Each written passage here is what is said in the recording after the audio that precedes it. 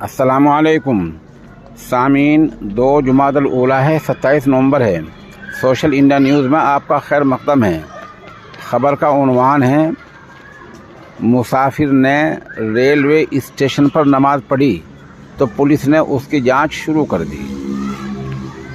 ये मामला उत्तर प्रदेश के गोरखपुर का है। पहले आप खबर सुन लें।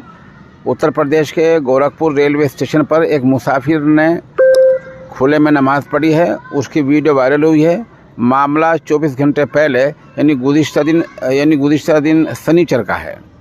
वीडियो में टोपी पहने मुसाफिर एक नज़र आ रहा है, जहां प्लेटफार्म नंबर 1 पर एसी वेटिंग हॉल के पास नमाज़ पढ़ता दिख रहा है।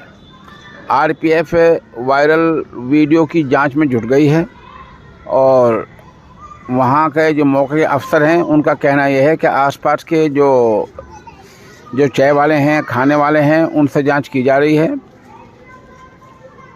राजेश कुमार सिन्हा का कहना है कि सीसीटीवी कैमरों को खंगाला जा रहा है और वीडियो की बुनियाद पर जांच की जा रही है। अभी तक मुसाफिर का पता नहीं चल पाया है।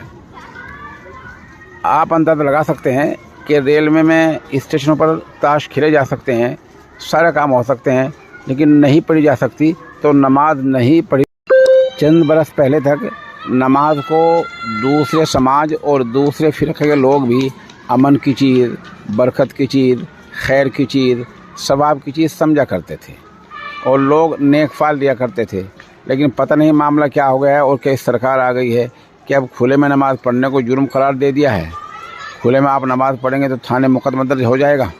ऐसे मुसाफिरों से बहुत मुअद्दबन दरख्वास्त है कि आपकी अगर नमाज़ क़ज़ा होने जा रही है, वक्त निकलते जा रहा है, ऐसी जगह तलाश कर लें जहां आप खामोश तरीके से नमाज अदा कर सकें।